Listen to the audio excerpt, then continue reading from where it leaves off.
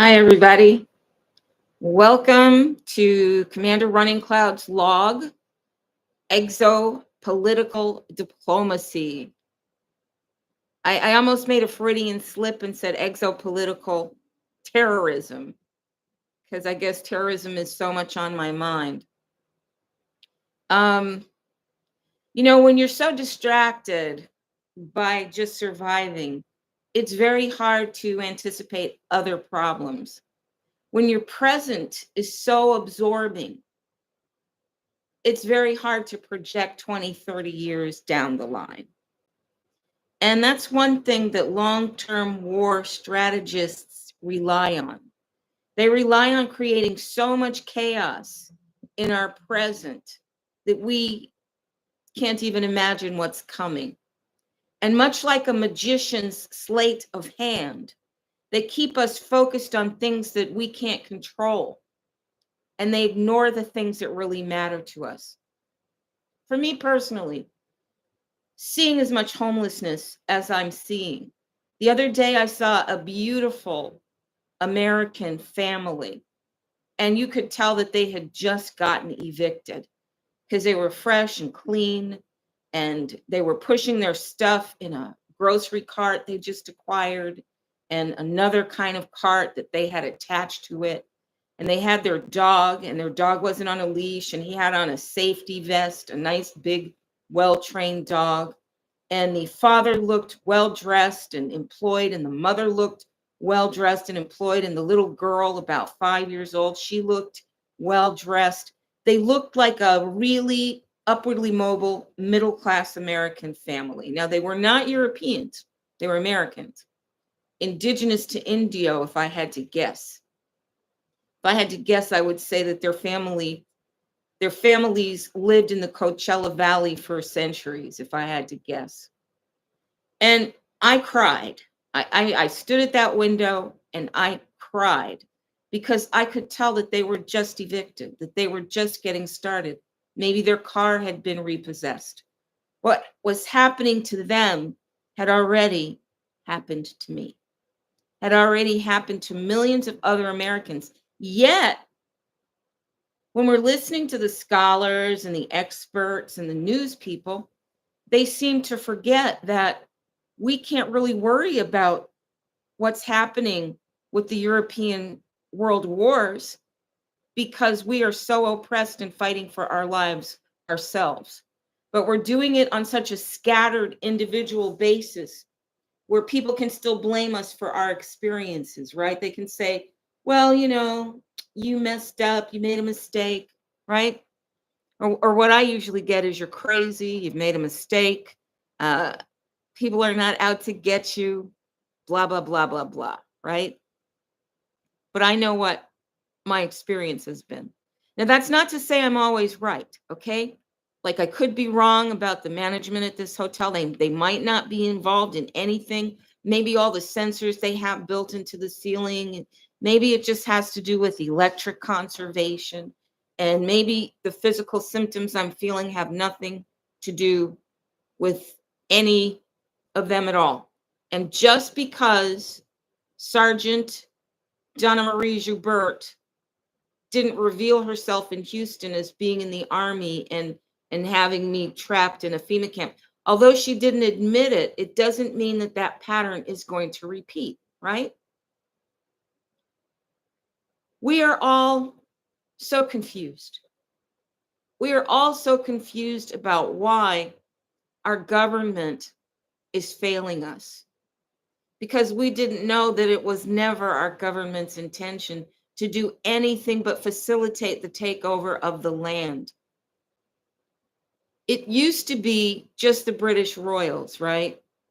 But if we look at London, there's an East Indian in London now, right? And we have a lot of East Indians here in our government, and a lot of East Indians came through and immediately were placed in the higher class, the higher caste, because they had the technological education that we had been denied, deliberately denied.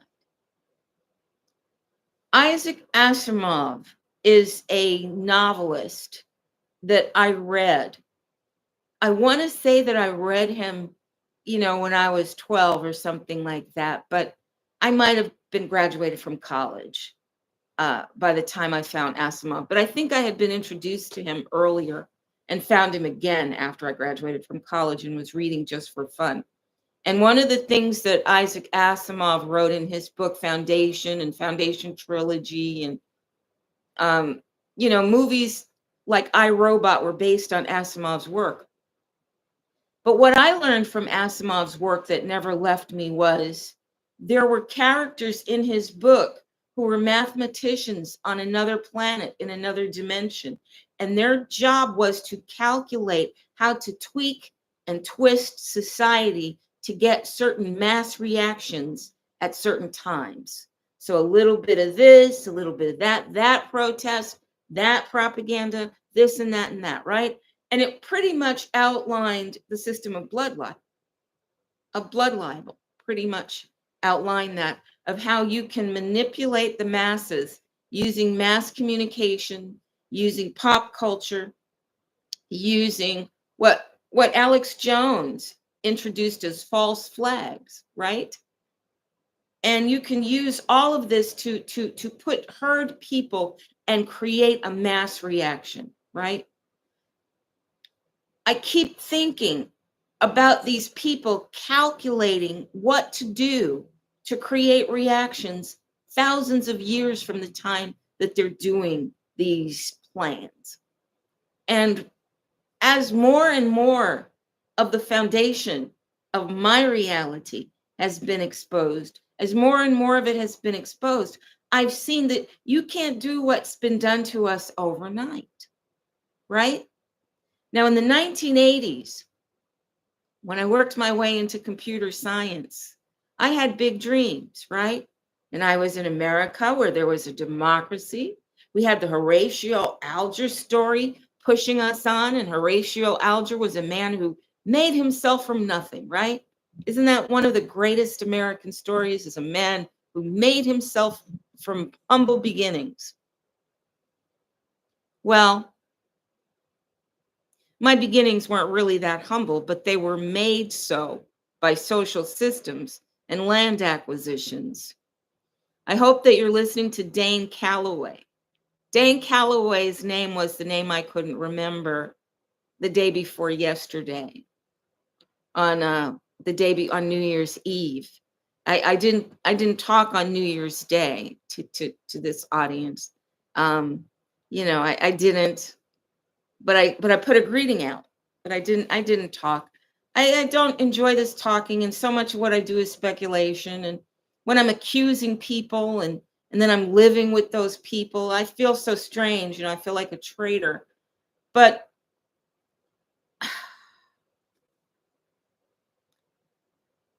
I'm fulfilling my purpose. So these are just the risks I have to take. If I'm accusing innocent people, I apologize sincerely. But let me get back to my topic. The topic I want to talk about is the technological oligarchs. And the point that I'm trying to make in a nutshell is that the technological industry did not get into a place of dominance and secrecy overnight. Just like we had the secret societies like Skull and Bones at Yale that Alex Jones revealed, and we had the Masons, and Masons started to publish in public media, social media, and we had, we have the Lions Club, the Rotary Club, and you can just look at their web pages and kind of see what their agendas are and see how they function in our land and other foreign lands as a European Immigrant Aid Society and communications conduit. And we can kind of see how the things that were behind the screen have put us where we are right now, right? Have put us in a situation where the judges in our court are outwardly immoral and robbing us of our property, of our real estate and our property. And that while we might hear an occasional corporation being brought to justice for hurting an individual, we don't hear that much, and we don't hear that much anymore. And we learned from the Flint water crisis that when those lawyers do step up, they make the money. The individuals who are dying from the long-term effects, they get maybe $1, $2, $3, $4, $5,000. They don't get very much, right? But that falls out of the news. And instead, we're supposed to send all of our money, whatever that means. I mean, if you've got an agency printing money and just pretty much putting stuff on paper and they're giving themselves more and more money, and you don't have the power to print any money, then what can you say? What can you say? I mean, I heard that now the government wants to expand to take over cryptocurrency. Cryptocurrency was designed to free us from the government. If the government takes over cryptocurrency, it's going to morph into the same thing as the United States Treasury, the same thing as the private banking industry, the same thing as the privately owned stock market, the same thing as the privately owned commodities mercantile market. It's going to be corrupt. And we all have rushed in expecting things to go our way, expecting this to be our opening, this to be our chance. We've all rushed in only to find the trap closed in on us. And that's how they did slavery. We were already here, and they used laws and social pressures and terrorism to create the myth of slavery around our people, for the psychological effects of saying you were slaves, you wouldn't be here if it wasn't for us. You're slaves because you're intellectually inferior.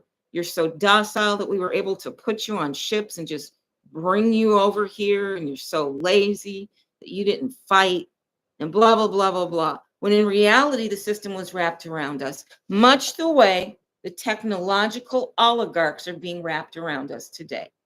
We're looking at wars in foreign lands, and I'm not saying that we shouldn't, okay? Now, for the Ukraine-Russia thing, those are Europeans infighting. I don't think that's any of our business, but the European nationalists in this country have command of so many resources and so much bomb testing land, and they have continued to steal more and more land and to genocide families like mine, original landowners, genocide us, so that we can't even make a claim. And then the courts are so corrupt, we can't even make a claim. So in Arizona, I remember seeing APS, the Arizona Electric Company, had bought out on the 301 a building. This building was about a mile long, built in kind of a trench. So the ground had been dug up, and it wasn't far from a ranch with longhorn cattle at this ranch. Privately owned ranch, land taken from the Indians. Meanwhile, water's rushing past the Indian communities. They can't grow nothing. They can't grow nothing. But the Europeans are converting public land and Indian reservation land into plantations with private owners. In the 1980s, when I entered the computer science industry in 1980, I was so excited because I knew that this was a career that was going to last into the future. This was the place to be. Computer science was absolutely the place to be. You know, I just knew that I was going to have an outstanding future and economic freedom and intellectual stimulation. And I already told you, I wanted to create a game company, creating fairy tales online. Role-playing game fairy tales online. That's what I wanted to do. I had even done some specs for programs that would be able to speak, what would be involved. I used my linguistics training to kind of say, what would you need to code to create a speaking machine? So I was on the leading edge. I was pushing myself on the leading edge. And what happened was corporate America shut down on me. They constricted my operating space, and they made sure to start super privatizing all the knowledge. In the beginning, they claimed that it was to keep proprietary information from getting into the hands of their competitors, right? But we all know that antitrust is a scam, like everything else. That antitrust looks right on the outside, but once you get inside, you see that it's just been used to do a sleight of hand on you and me.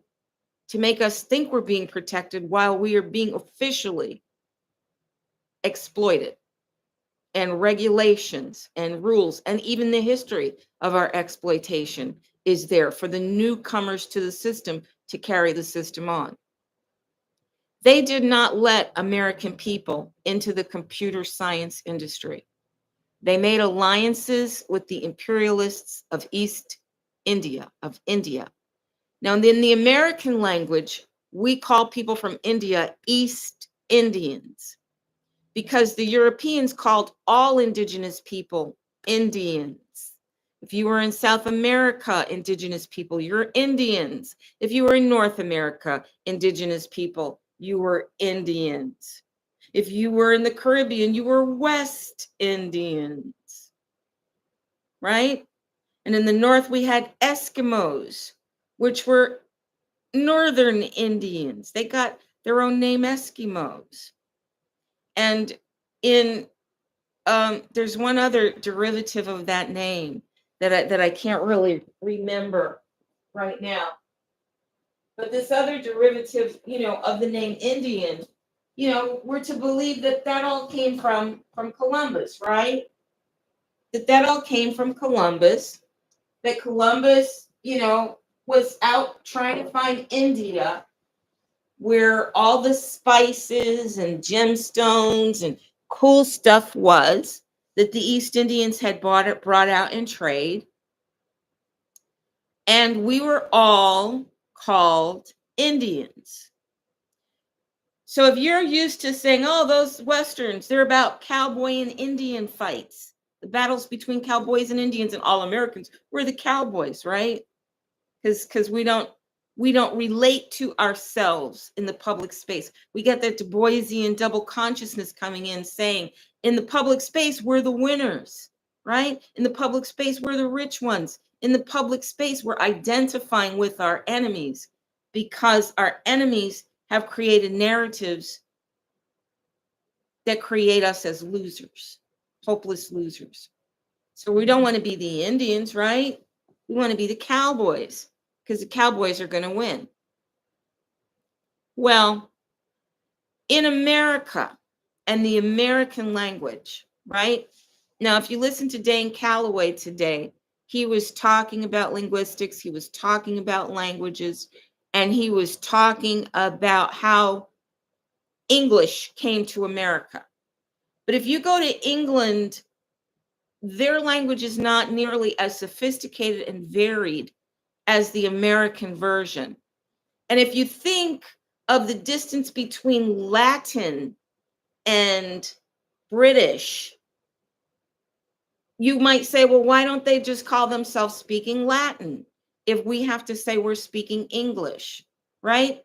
So even the language we speak has been compromised by what we call it. We call it something that refers back to something that maybe was the origin, but American vocabulary has increased so much. They increased the lexicon so much and made language specific to the American experience and the American country, the American land.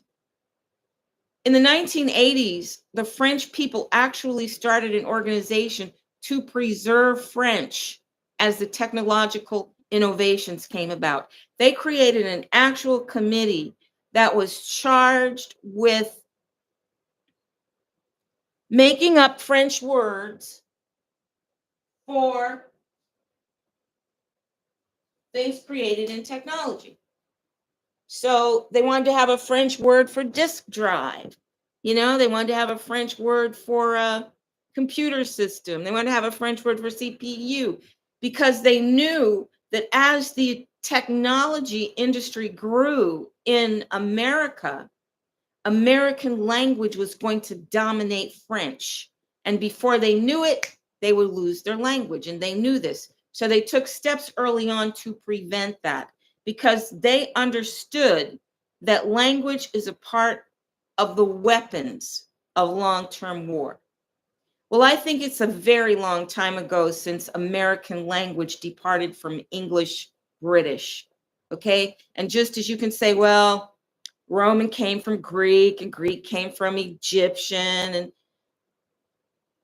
if we had the connections, we could even go back to the Ashante culture in the Malinke Empire, where writing was actually started a long, long time before it was started in Europe, according to scholars that I've read, um, whose name I can't remember right now. So I say American to define the language that we speak in America, because I don't think we owe England for what we've done. I mean, there used to be a guy in the New York Times who wrote up, the linguistic history of words in America, and he would just skip the fact that indigenous Americans added so much to the vocabulary. I mean, the word MF, just for a cuss word, MF never was spoken by Europeans. You won't find MF in any European world, because it was a word created in America. It was a word created in America. So when I say the American language, I'm talking about the language we speak. And in the American language, we have to call people from India East Indians, because if we don't call them East Indians, we displace ourselves from history, right? If we let another group come in and say, not only, take jobs we want by design, not only become an automatic upper class because of their preparation to do so in the technological revolution, not only do we lose our place in the social hierarchy of our nation, but we lose a way to refer to ourselves. One reason why indigenous Americans went from being called colored people to slaves to colored people to mulatto people to Negroes to Afro-Americans, African Americans, and then all the way up to Black people. The reason they keep changing the name is so that you lose your point, your self-referential point of view. So it's hard to talk about yourself. If you go from being an American to a Mexican to a Hispanic to a Latino, then you lose track of yourself in the history, right? But then you've got white people, Europeans, always just calling themselves white people, even though they're pink. They call themselves white people. And their names don't change. We don't change their name every generation. They have a continuity in referring to themselves, whereas they make sure that our identities are shifting, ever shifting, so we can't refer to ourselves. We have to spend 10, 15 minutes trying to pick the right term before we can even refer to the subject we want to say. So in the American language, for years, ever since I was a child, people from India have been called East Indians. East Indians. Those are East Indians, because we were the Indians here. Here in America, my people are the Indians. The indigenous people of America are the Indians, because that's how the Europeans aggregated us as their enemies, right? You're an Indian, you're a brown skin, right? So if we were going to say white, then we should say brown, we should say black, we should say everybody should be a color, right? But you can't have color terms mixed in with proper noun terms and consider it all the same. So when the East Indians came in with the H-1 visas, they had their own money from their own culture, and they had their own history of global trade, right? And I'm going to say that their global trade was very different from the Europeans. Otherwise, we would all be Indians today, East Indians today, instead of dominated by Europeans. We'd all be dominated by the East Indians if they were aggressive like that. But I believe that their culture, with the idea of karma, which has become a global concept, with the idea of Hinduism, where every thing in existence is cherished by God, with the moral value of the East Indians, they didn't go the European way.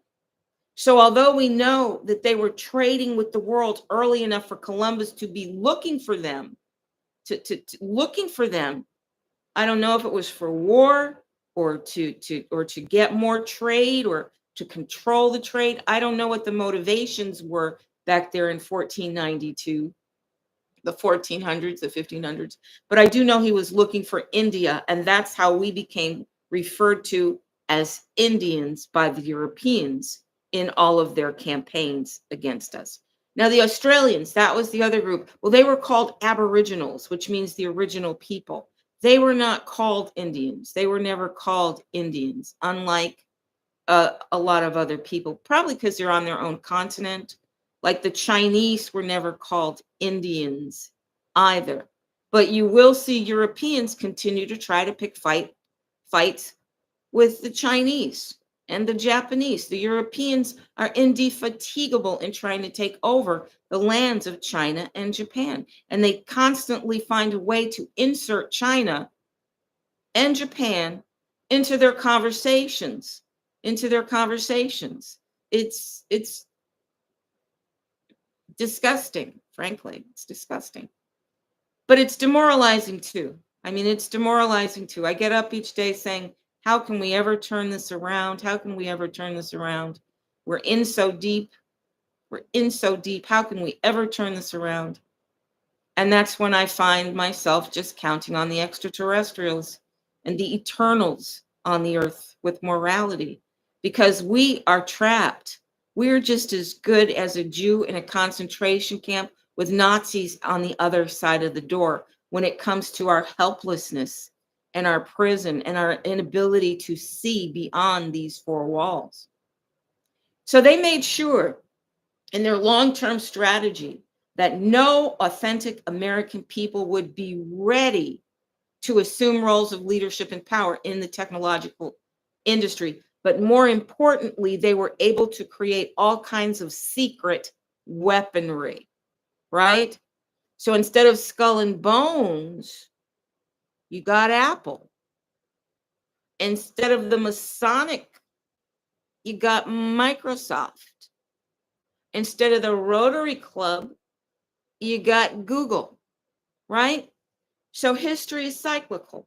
The same process of domination, colonialization, control of assets, control of minds, imprisonment of people fighting for freedom, name calling freedom fighters, names like dissidents, names like anti-Semitic, names that try to cast a negative impression on people who are doing the right thing by themselves and by their fellow people, right? And so we're supposed to have an idea of ourselves as the masses, right? And the masses under royalty. It's just been transferred. It's just been transferred, that system of hierarchy. It's just been transferred, and it operates through the government, which pretty much constrains everything we can do. Everything we can do is constrained by the government and the economic system and the handshaking. They agree to work together, right? The IRS agrees to create rules and regulations that protect the royal classes, right? And make sure that they persecute the peasants to the point where peasants can be thrown in debtors' prisons. Peasants can be politically punished through a debt system. And you can't find any place to live because there's a nationalized credit report that everyone respects. And they don't say, well, how'd you get messed up, right? So now we have millions of homeless Americans, people living in cars, trucks. We've got Minivan Lee, always cheerful, making the best of it. This is not affecting just one race, okay? This is affecting everybody in our nation. Every race, every racially based nationality is affected by the economic system, the real estate association control, the corporate control that's creating poverty in America and creating an upper class that's living behind the walls of fortresses in castles. okay, with moats that take over all the water in a moat. And they've got guards and spies. They've got weaponized headlights operating as armored tanks. It's horrifying. It's really horrifying. Now, the Europeans made sure that the Americans would be left out of a technological world completely. We were left out of the planning. We were left out of the execution. We were left out of the training. We were left out of everything except where they got their land and water. Then we're involved, but not to our faces. They're silently stealing our land, silently. And they tell us about it, but they know there's nothing we can do, that we cannot protect ourselves, that the only way that we can get out from under the vicious hobnail boots of the Europeans is with a higher force, right? Now, the Bible has told us that this higher force will come. This higher force is God and Jesus, the sign of compassion and love for humanity, Jesus. And we're told that we're going to be saved, right? That's a part of what we've been taught, but maybe it's just to keep us pacifying the natives, right?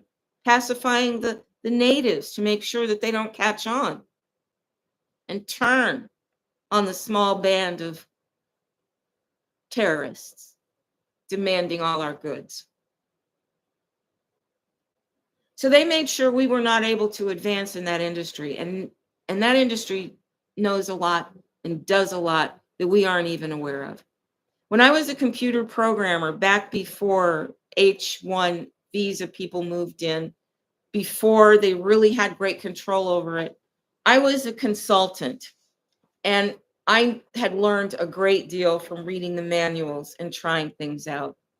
So I remember I went to one company, I think it was Chicago Title and Trust, and I asked the operators through job control language to mount a tape that had all the executives' home addresses, spouses' names, and incomes.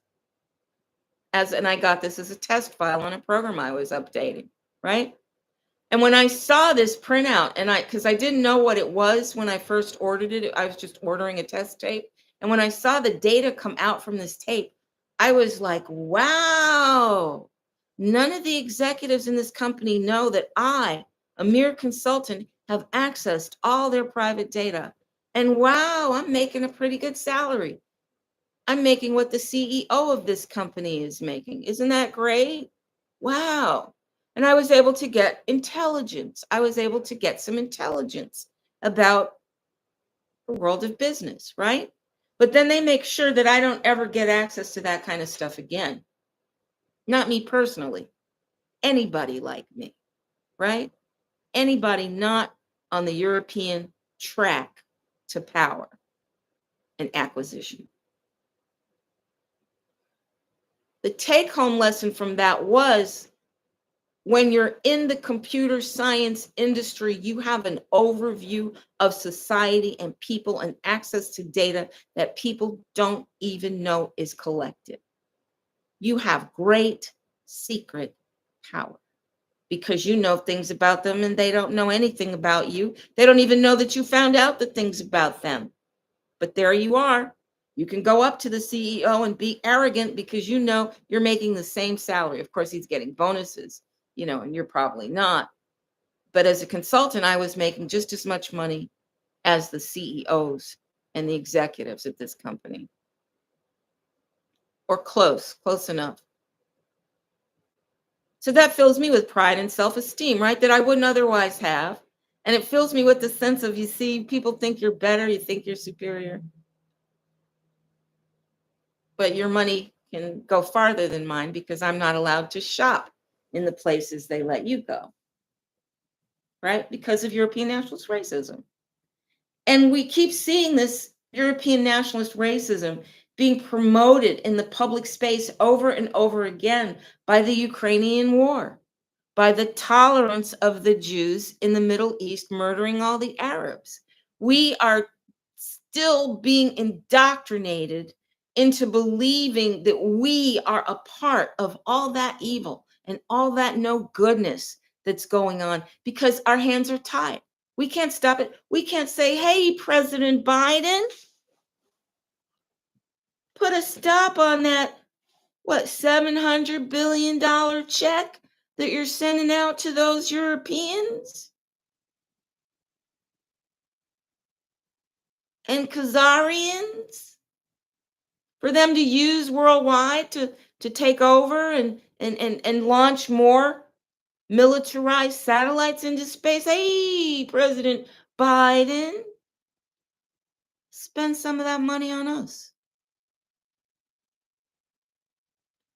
Do an inventory of how many empty houses there are in America and start allocating them to us. If technology is going to take over our jobs, it doesn't mean that we're poor. It means our society gives more stuff to us. It means you don't have to buy a house for 30 years and make some guy, some money changer, rich, richer than rich. So rich that money itself is meaningless. Once you can buy anything you want, what are you going to want? Really, right? If I create a piece of art and I charge you $53 million for it, and you're a multi billionaire, you don't care because you're looking for things to spend money on. And all your friends will come and see my beautiful colored pencil illustration that costs 50, and they'll be like, wow, I sure wish I could buy a $53 million piece of art. And then that guy gets to sell my $53 million piece of art for $75 million. And before you know it, I'm Van Gogh, right? I'm making money like a Van Gogh, like a Michelangelo, like what's that guy who used to hang around with Grace Jones? Like a Andy Warhol, right? Because there comes a point where there's nothing worth what you're going to pay for it, because there's just nothing in creation that's priceless, right? There's nothing in creation that you can't buy if you have the money and it's for sale and somebody actually really owns it, right? And we've got people creating fabricated deeds and titles so they can sell stuff that doesn't even belong to them, but we're kept in the dark about it. One reason why slavery as a myth was able to continue is because anybody who had the truth was blocked off from the public discourse. So it was only in our families that we were able to keep the oral history alive, but we were powerless to do anything about it. I mean, if Judge Butner decides that he's going to seize all the indigenous American land in Wewoka County, Oklahoma, and he's going to let my town of Lima die, I try to go there, and they put an ambush on the road for me, right? So our hands are tied, and our only salvation is going to come from outside our system. And the only thing outside our system is not on this planet or hidden on this planet, more secret than the secret societies. Well, tech industry made itself just like a secret society, and the public discourse is conducting a sleight of hand that is making us not pay attention to what we need to be paying attention to, and that is the ever encroaching liberties being taken by the technology oligarchs. It started when they took over Silicon Valley. All that land used to belong to Japanese fishermen who were prosecuted in World War II and persecuted and driven off their land and taken to concentration camps in Midwestern freezing Canada, in Arizona, all across the land. Japanese Americans, Americans from Japanese descent, were relocated as a part of World War II. The Germans were relocated here amongst us. The Jews were relocated here amongst us. And the UN, their organization with the fallacious kind of a name that's very misleading, made sure that the global military force would protect them as they invaded these lands.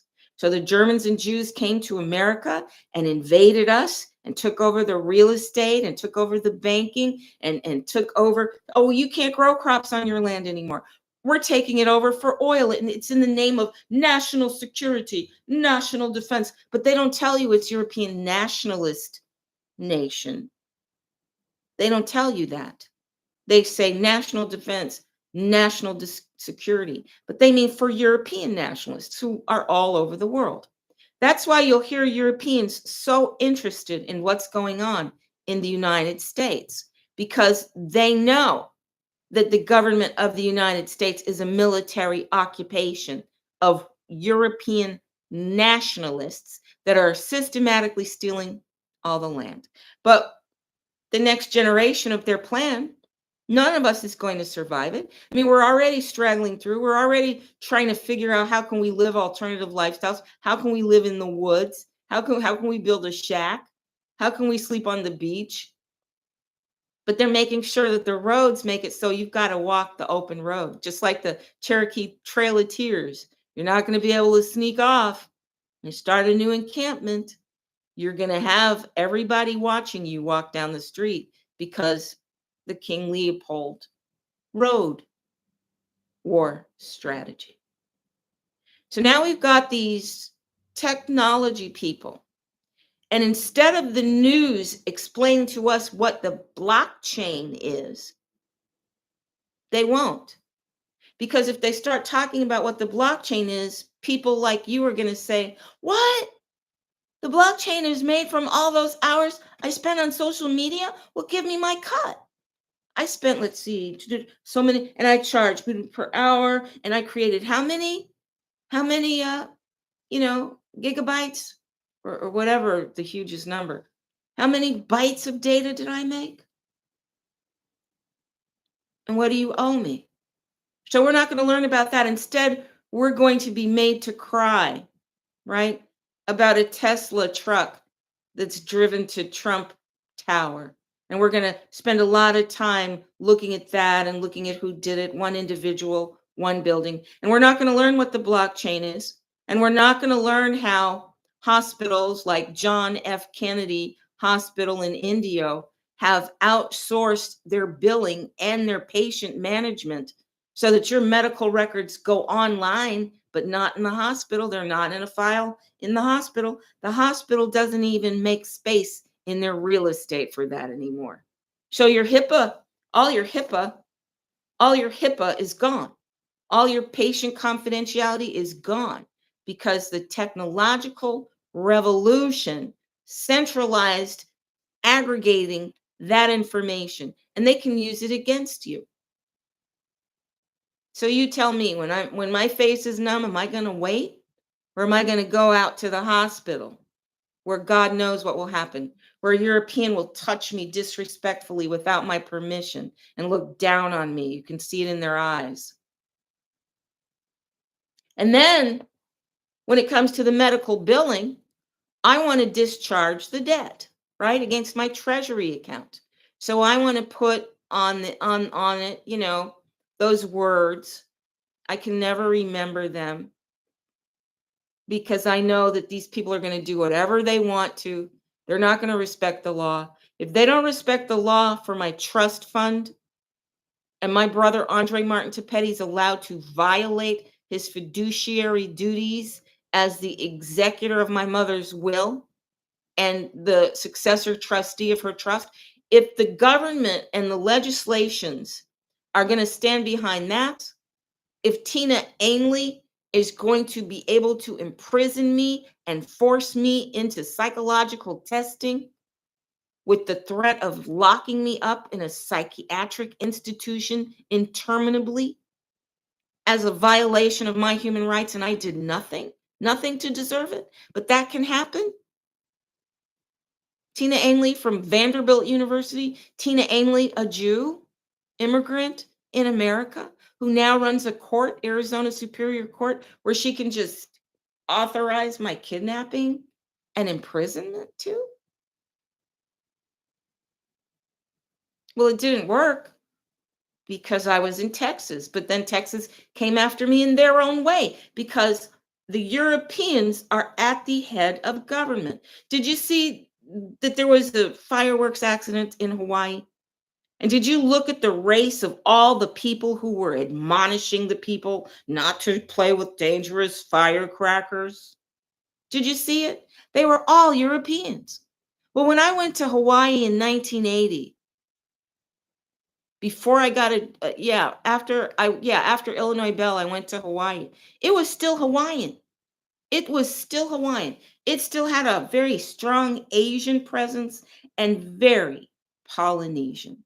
Polynesians, real Polynesians, were all over the place. But the Europeans were already moving in because once again, World War II gave them the opportunity to implant themselves there, right? So not only did they compromise Japan and ruin Japanese migration across the Pacific Ocean to the fertile fishing lands, they took all that from them. You'll find Camp Pendleton, a lot of military bases along the West Coast, very few settlements, a lot of empty space along Highway 1 because it's military occupation. They drove the people off the land. But there, in not far from San Jose, is the Silicon Valley. Not far from Gilroy, the garlic capital of the world. Not far from there, not far from where the hippies went with Haight Ashbury, you'll find the Silicon Valley, where state of the art campuses have been created by the Europeans for the Europeans. But the East Indians had the money to buy in because they've been traders and world travelers and merchants forever. But they have a very different morality. Their culture is one of the oldest cultures on the planet, and their morality is very different from the European morality. But so many of them get compromised, right? Because if you want to succeed, you have to do what successful people do. So you find that maybe you can't trust the guy in charge of London. Maybe you can't trust Vivek Ramaswamy. Maybe you can't trust a guy who Sundameyer. I don't know what his name is. The East Indian working in the Oklahoma Department of Transportation that seized my land, right? They are not here to protect us. They are here to succeed themselves, to expand from their land. Some people have said that because of planetary changes, India might be sinking. India might be sinking. They might lose some of their land mass to ocean. Well, don't you think they want somewhere to go? And don't you think they want to come to a fabulous, great land? And if the Europeans have already killed my people and we're on our last leg, don't expect the East Indians to be coming in here to save us. When they came in here, they came in here to win.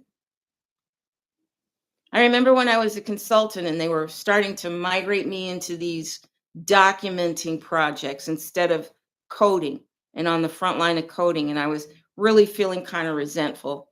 And my aunt-in-law was dying. So I had to leave work and drive a long way on the Dan Ryan Expressway in Chicago to get to the far south side in the hospital where she was. So I was exhausted because we were going out to the hospital for Nini every night. And it was at least an hour drive because the traffic on the Dan Ryan was absolutely horrible there. And we lived downtown. So we had to go from the south side to downtown. And it would take the driving alone took three hours easily. So I was pretty tired, and I was, you talk to your coworkers, and I mentioned, what I'm doing in the evenings. And a guy named Chad Ved, he was brought in the consulting company, and the European that owned the company, and the Europeans in government made sure that I couldn't negotiate my own contract. I could only come in as a third party contractor on the contract that the Europeans got. And then they made that the law. And then Reagan said that, well, you can't even be a contractor unless you bring your own equipment. And you can't carry a mainframe computer around, right? So it made it very hard for me to write a contract that just gets me in so that I can still work and make a living. But my life changed and I became a mother, and that changed all my priorities. I didn't care about that stuff anymore. And just didn't fight it. Just worked as a subcontractor for the Europeans. There was no other way. They closed all the doors to the opportunity for us. They closed the door for us to make our own contracts. They closed the door for us to choose our own work. They closed the door for us to live in the Silicon Valley and be a part of it. They slammed all the doors in our faces, right?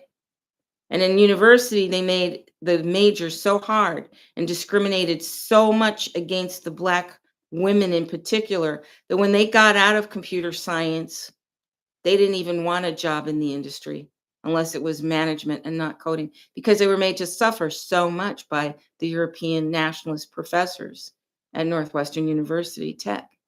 So even the people who had gotten the education were tortured so much in college. So they just torture you all the way.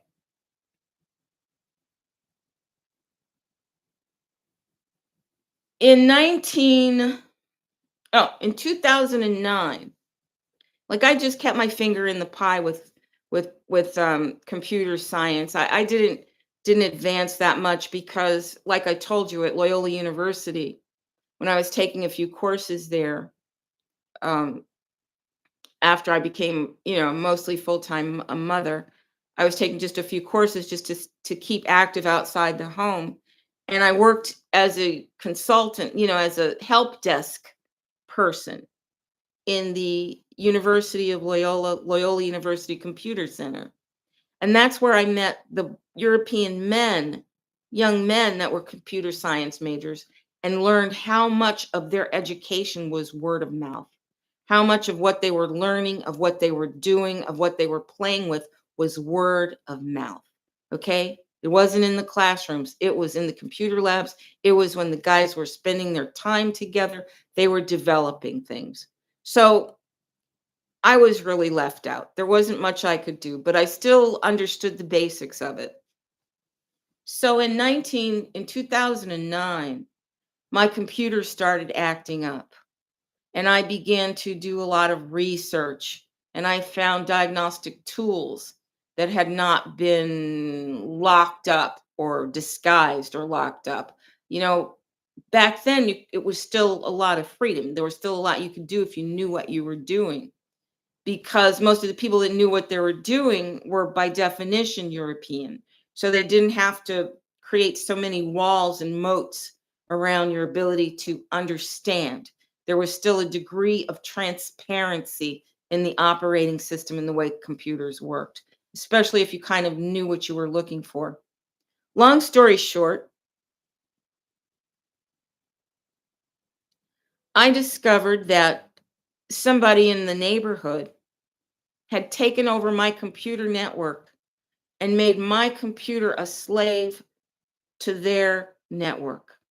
So they had a computer in a place in Woodbridge, and their computer had access to a lot of other people's computers and had a way, they used to call them back doors.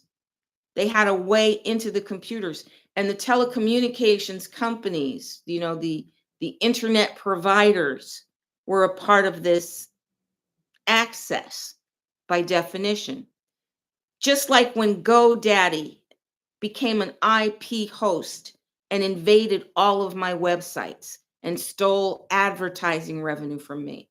And the individuals that did it, when I look on the Better Business Bureau at their smaller independent companies, I see that they were prosecuted by the law for stealing advertising revenue, but they're still working for GoDaddy. Well, GoDaddy would want them to work there because they were proven thieves, right? And if it's a closed society, just like you'll get a closed society of Jeffrey Epstein baby kidnappers and baby killers and a whole culture, a whole secret culture, training newcomers, silencing dissidents, finding victims, recruiting, creating new rituals, designing punishments, enforcing the code. All that takes a lot of time, a lot of planning, and a lot of people, a lot of feet on the ground. But none of us knew anything about it, right? I mean, we started to kind of suspect it when Joan Benet Ramsey ended up missing and they never let it go. They never let it go. And we had to say, how come they keep with this Joan Benet Ramsey thing, right? Was she like a human sacrifice that provided the energy for all these, for a major move? What is this about Jean Benet Ramsey? What kind of symbol is she? And then we're all like, oh, she's some kind of symbol of child sacrifice. She's some kind of symbol of the Jeffrey Epstein synagogue. She's some kind of symbol of all that, we know. But we know when they mention her, it's to activate some secret segment of our society. It's a message, it's a code. Well, it's the same with computers. In the computer science industry, the people that took over these computers, they were locked in at higher levels of the internet where they could access your computer system. So I was able to even discover where the person lived who was invading my system because the investigative software was just that good. Now, if the investigative software was just that good back then, what do you think it's like now? It must be fantastic and amazing, right? But what this person was doing was they were intercepting communications between me and my bank, between me and my video games, between me and my social media. And I would get them out of my system and bring up a fresh new system only for them to use their higher level of access to my Apple computer to wipe everything I had done out and install a pre-existing operating system that privileges them. Now, when I found out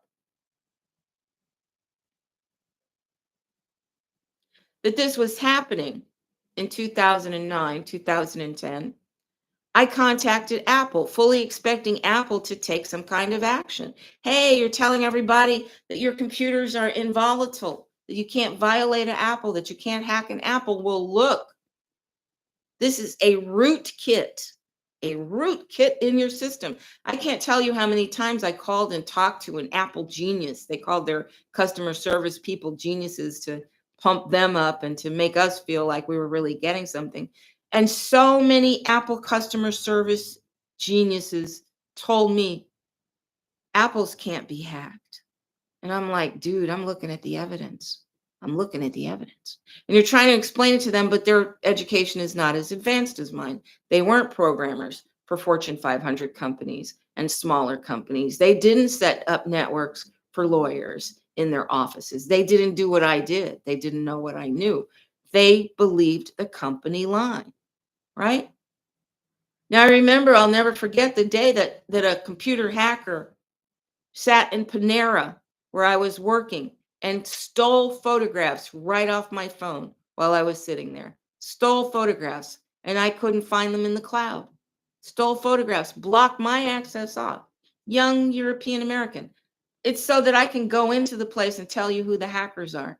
If you use any kind of public Wi-Fi in any kind of public place, like a coffee shop, I can show you who the hackers are because they have a certain look.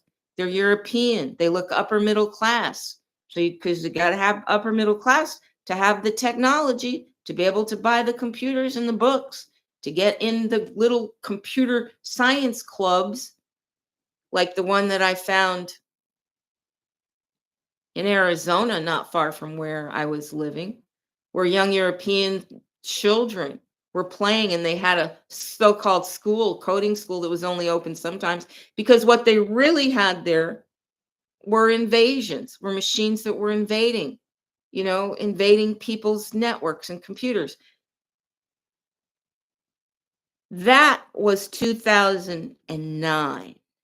This is 2025. They've made great advances, but they've kept us out. So we're looking at wars that we can't affect. We're having our hearts broken because we don't know where we're going to live. Our incomes are barely able to keep up with our expenses by design. We know it's by design. So we're furious, we're angry, we're boiling with rage, but there's nothing we can do because we know that if we do anything, we could end up persecuted like January 6th. So why do you think they made such a big deal out of January 6th? So they could kibosh you. So they could put their big jackboots on your head that you would be afraid to even complain because you could say, well, gee whiz, the January 6th people, they were infiltrated. And Tucker Carlson proved it. They were infiltrated by Antifas who had been troublemakers. And the real people there to protest, well, they were real patriot Americans. They were like the Revolutionary War white people. They were there to fight themselves, to fight each other, and we all could benefit from it. They were there to say, hey, we know how many of us liked Trump. And we know that there's no way in hell that Biden could have won. No way. And what did they do? They all worked together. Whatever sides they pretended to be on, they all worked together to be sure that we said, oh, Steve Bannon, such a nice guy, but look what they did to him. They put him in jail. Oh, Rudy Giuliani, they're going to put him in jail just for defending his friend. We all know it's unjust. We all know that as real Americans, we didn't just have the right to protest, we had the obligation. We had the duty, right? We had a duty to protest. We had a duty to say, you can't steal an election, right?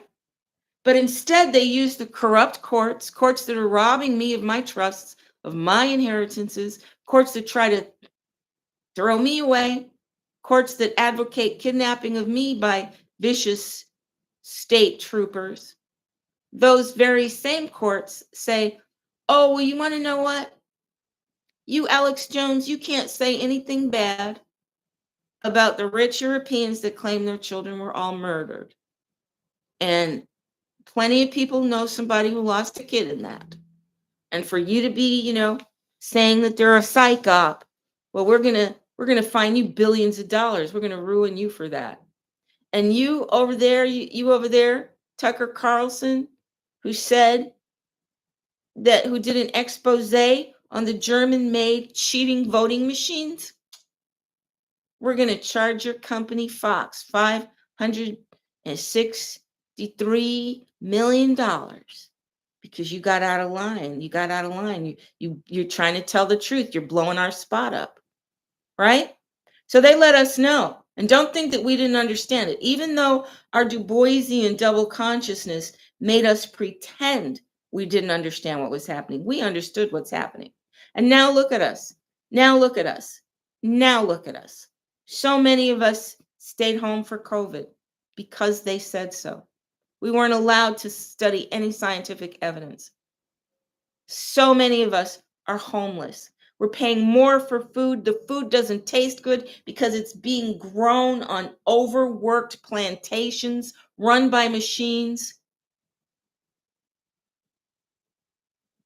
The nitrogen in our urine that used to enrich our agricultural crops is now being all gathered together in one space for the use of the rich people. They're even stealing and using our waste. We can't even use our own waste in the ways that are beneficial to the earth and agriculture. We can't even use our own waste to do that.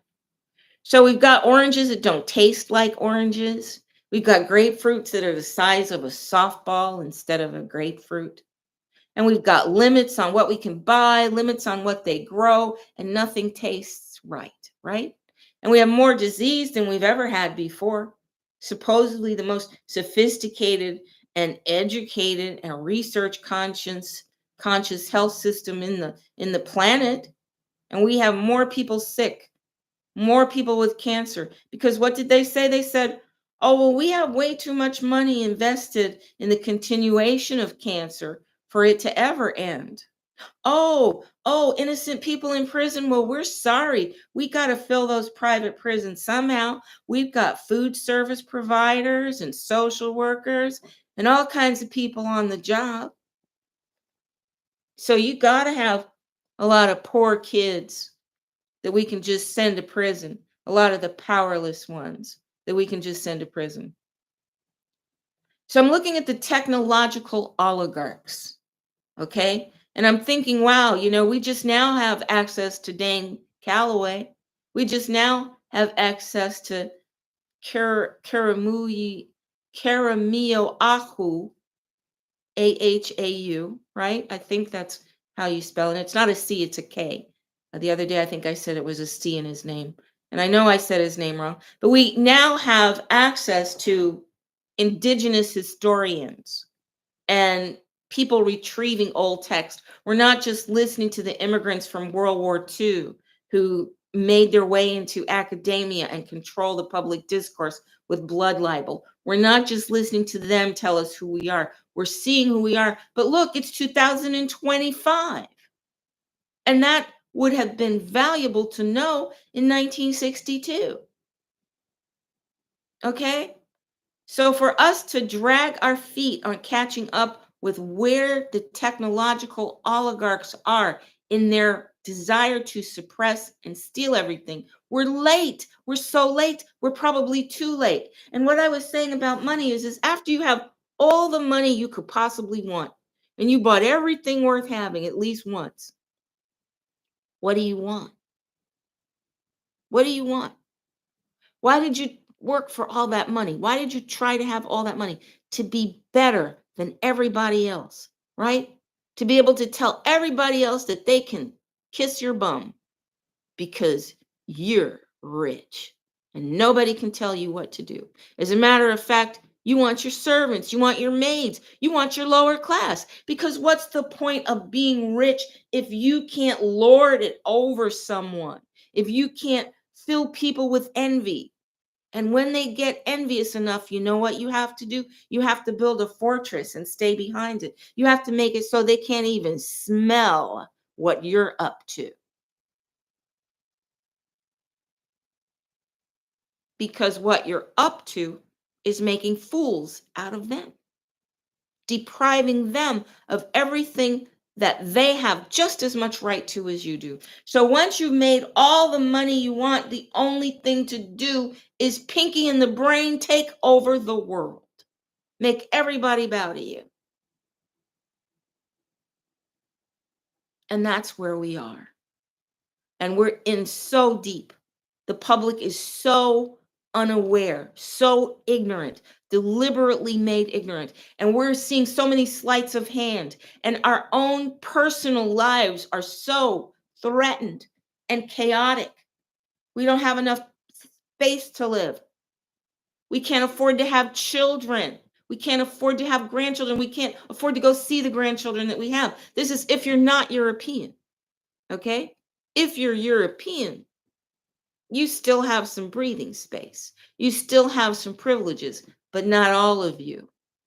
You see, as my people become more disempowered, the circle of oppression becomes bigger and bigger.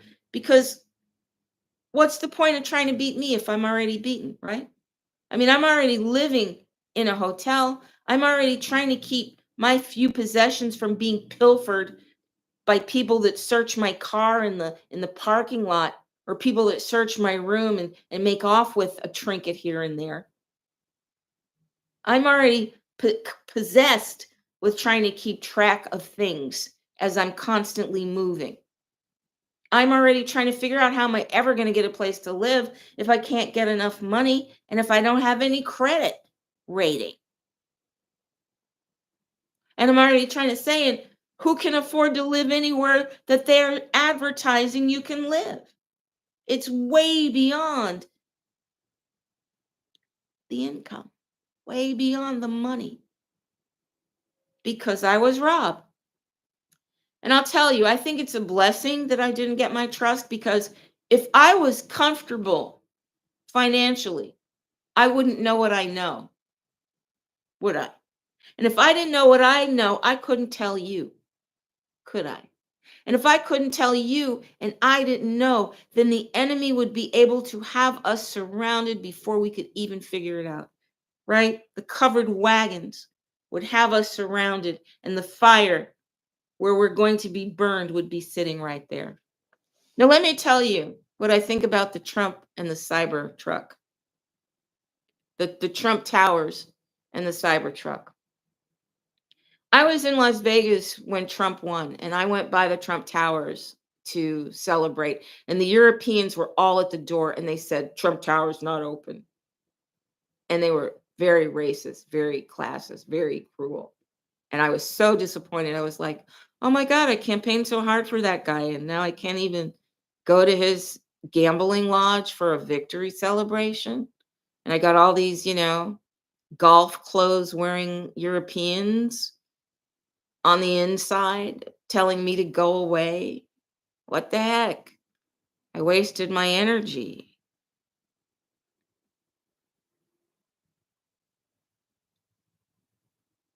It's depressing. It's so depressing. But I'm talking to people that can do something about it. I'm trying to give you the intelligence. I'm trying to let you know what's going on. And what's going on is that the technological industry has kept us blind on purpose. But East Indians were separate and they learned for themselves. They learned on their own. They created their own space program. They created their own computer science projects.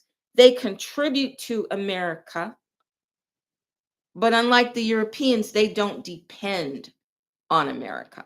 Now we know, that they went into Africa too, and the Africans were not happy with them about the way that they were exploiting and getting rich off of African natural resources and leaving the Africans deprived and looking down on them. And so we know, I'm not trying to say the East Indians are perfect by any means at all. I'm just trying to say that they are part of this next phase of the invasion and takeover of America and the subjugation of Americans of all races who are not in the technological or the master class. Okay? These things were imported from Europe and wrapped around us. And the whole time they've been tying our arms, they've been telling us how free we are, how free we are. But I remember meeting a lot of Europeans that would say, well, I can do it because I'm 21 free and European. They knew that they were allowed to travel. They knew that they were getting extra money. They knew that they were getting less harassment. They knew they were getting fewer punishments. They knew that they were enjoying a brand of freedom that my people only knew before they got here, that my people only knew before the Europeans spread and took over everything and used their courts and their police and their military. Do you know that in Arizona, the French and the German from France and Germany were invited to bomb and put radiation in our lands, Indian reservation lands? And the Europeans invited their fellow Europeans from Europe to develop more sophisticated weapons because European nationalism is the enemy. And there are a lot of Europeans in America that don't want a nationalism of Europeans. They don't want to be a part of a group going around the world murdering, destabilizing communities, destabilizing foreign governments, murdering and genociding Arabs and Australians and Americans. There are a lot of Europeans whose hearts are bleeding. They don't want to be a part of it. But you won't see them opting out. So don't be expecting it. And now they're going to be joined. So we're going to have Elon Musk and Vivek Ramaswamy. That's an emblematic relationship. Just like we had Henry Louis Gates kissing the behind of the police that beat him up in front of his own house over a Coors beer. Coors? Come on. Coors was like the crappiest beer. Wasn't a Budweiser, wasn't a Michelob, wasn't a Heineken, right? But most especially, it wasn't a Budweiser because Budweiser was the king of beers, right? But over a Coors beer, a small Midwestern off brand that people thought was watery, you know. So Henry Louis Gates sits on the porch. Oh, they don't invite him outside because he's the HNIC, according to the New York Times Magazine of 1990. Henry Louis Gates is the head N-word in charge, which was a euphemism for the overseer of the oppression of the people, the boule, the face of the boule was Henry Louis Gates. So when Obama took office, Obama let us know right away, hey, I'm not going to stop the police from prosecuting you. I got stocks in the private prison industry. Okay? I'm not taking those jobs away from constituents of my loyalists. A lot of people are working as guards and social workers and cooks and food providers and agricultural workers growing the food and canners to can the food that we feed to the prisoners and the books we give them. We have a whole big city going on here. I'm not going to stop the private prison industry just so some Americans can be free and not persecuted by an unfair judicial system. So I'm going to do this emblematic act. I, the first dark skinned president in history, in European history of America, am not going to do anything to legislate against the police that attacked Henry Louis Gates and beat him up in front of his own house because his house was too good for a HNIC. And what does Gates do? He doesn't do a book. He doesn't write an expose. He doesn't publish a lot of articles. He goes, sits on the porch, and has a beer with his enemy and scurries away. And then he gets a nice big contract on PBS, Public Broadcasting System, to tell everybody that they are slaves. You are descended from slaves.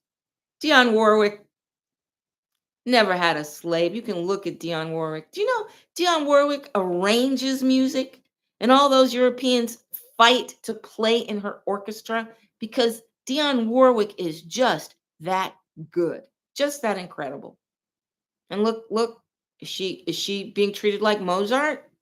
Is she being treated like the Rolling Stones? No, she's not. She's being treated like she's invisible, like she doesn't even matter.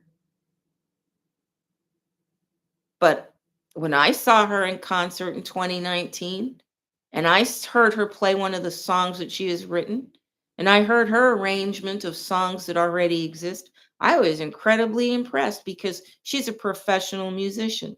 So for Henry Louis Gates to get her on the show and say, well, this person was a slave, and I know what the records look like from that time. They didn't document slaves, people, because it wasn't until the census that they started writing people's names down. And that was after the Emancipation Proclamation. And just like the 14th Amendment, and you can talk, you can learn more about the 14th Amendment and how it was a wraparound law that created a class of citizens, created descendants of slaves where there weren't any before, where it was more of an opportunity to participate equally. Although we still had a lot of European terrorists that were making that impossible. And we're just not the kind of people that would fight back, that would. Plus, I think that the Europeans showed such a ruthlessness and determination to extinguish all hope and life in American communities that we would have had to have a military. And in order to do that, we would have had to be able to meet privately. And the Europeans passed laws in the Jim Crow and Reconstruction era that said American people cannot congregate, American people cannot be together, American people cannot dance, American people cannot have any opportunity to defend or protect themselves by planning together. So they were picking us off one by one, much like they are now, right? Only they're using homelessness and they're going after their own people. Okay, so the title of this is The Technological Industry oligarchs. And what I'm telling you is they are an imminent danger. They're going to end up controlling cryptocurrency. I told you that I went in with James Altucher's Coinbase and they took $500 directly out of my account without my permission.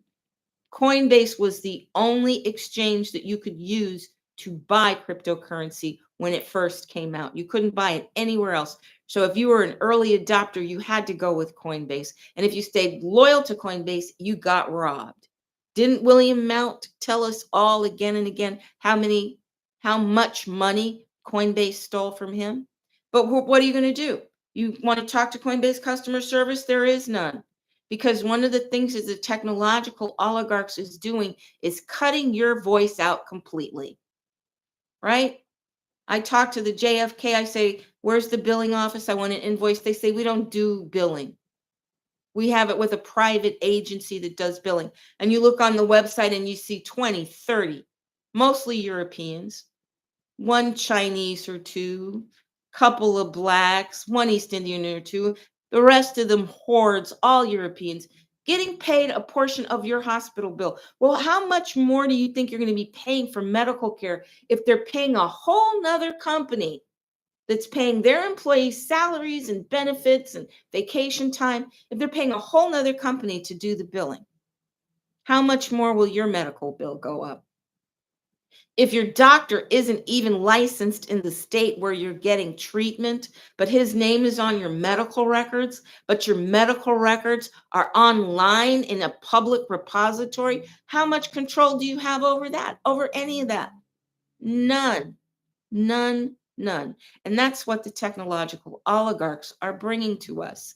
These people said we can automate your billing. So we end up paying for that.